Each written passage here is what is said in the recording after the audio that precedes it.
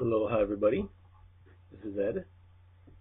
In this video I want to present a combat tactic that's cornering an enemy.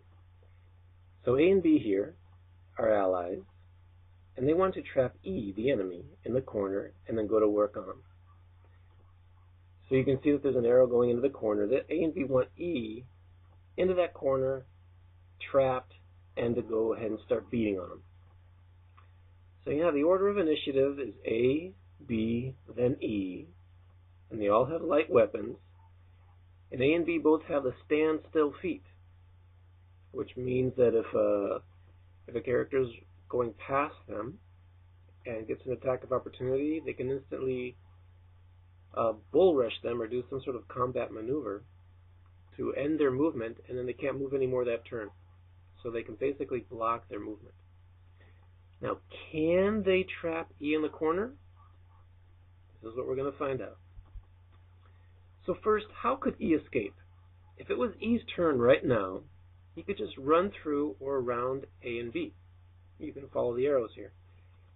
He would take attacks of opportunity, but he would be free and clear of being trapped in the corner. Okay, so now A acts first.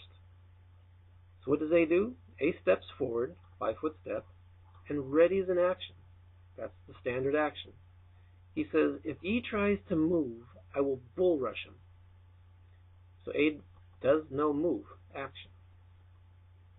And now, even if E takes a 5-foot step, even if E tries to move just a little bit, A can interrupt and push him first. Then B goes next. B now steps up, 5-foot step, and readies another action. He says, if A bull rushes E in front of me, I will attempt to trip him. So he does not do any other action, right? He only steps up and readies an action. He couldn't attack anyways because he used his standard action to ready the action. Now, it's E's turn. And if E tries to move one way or another, or take a 5-foot step, A will interrupt his movement, even if it is a 5-foot step, and bull rush him. A will move 5 feet with him. So as E moves back 5 feet, A will move with him. A has the choice to move with him or not, and in this case, A chooses to go with him. So A pushes E back 1 square, and then B attempts a trip, because that was B's readied action. The trip succeeds, and E ends up prone against the wall. So you can see where B tripped him, and E continued backwards, and now is prone against the wall. So even if E doesn't move in this turn, even if E didn't initiate a move in the first place, A would have bull rushed him on the next turn anyways. So now E is prone against the wall. You can see up there. Standing up is a move action that provokes an attack of opportunity. Okay, so E is against the wall. So if E initiated his last turn with a 5-foot step, he cannot stand up in this round, since standing up would be a move action, and you can't have a move action in the same round with a 5-foot step. And if E had initiated his turn with a move action, trying to get past A, and A bull rushed him, and then B tripped him, he can move again now and stand up. He can't move any more than that. He can just stand up. Or he could just stay prone and make a melee attack.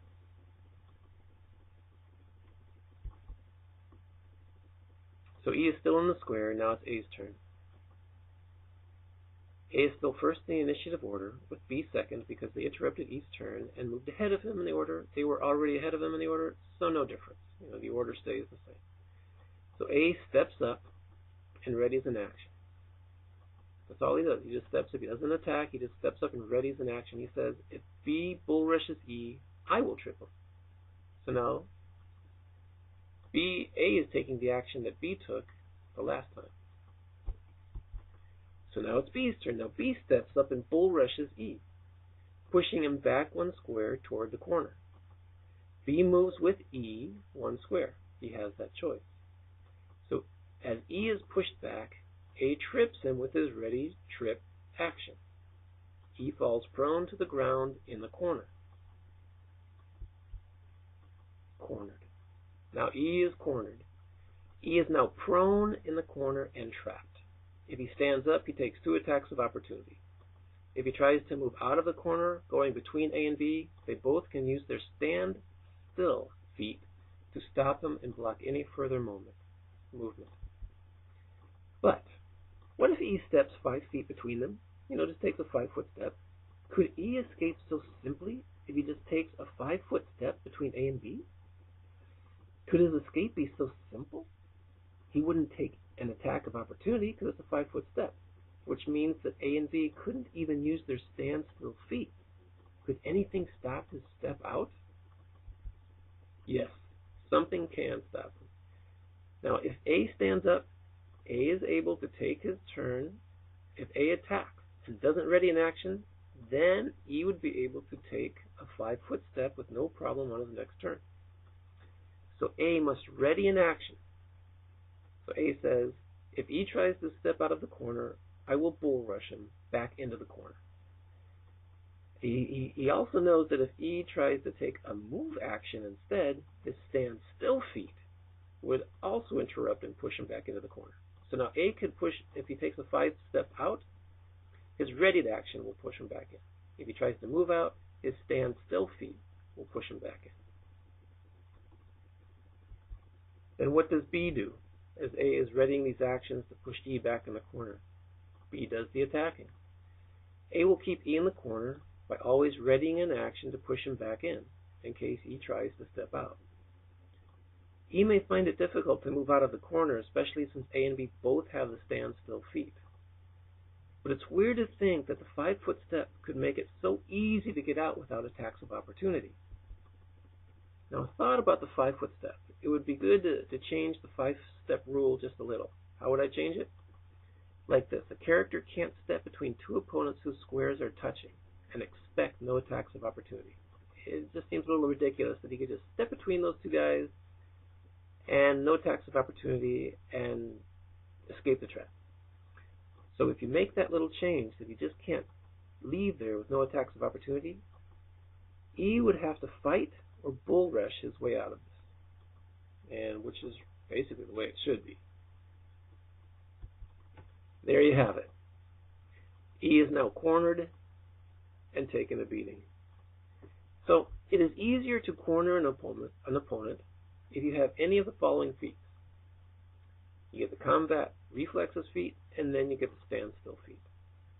Or you can get the combat expertise feat, and then get the improved trip feat. Or you get the power attack feat, and then the improved bull rush. So all of these, the standstill, the improved trip, and the improved bull rush, make it easier to get this enemy into the corner. And then you could always use the step up feat too, which keeps an opponent in threatened squares, so that your attacks of opportunity can,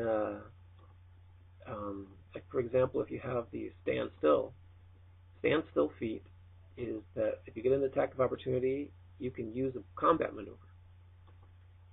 So that now you can push someone towards the corner. So with a step up feat, if you keep somebody in these threatened squares, it's easier to bull rush them or trip them with your standstill feat. Alright, there you have it. That's the end of the video. What do you think? Did I have the rules right on this? What do you think about that comment I made on the 5-foot step? Does it seem reasonable to expect that E just can't leave the corner like that? Okay, that'll do it. Aloha everybody, and take care.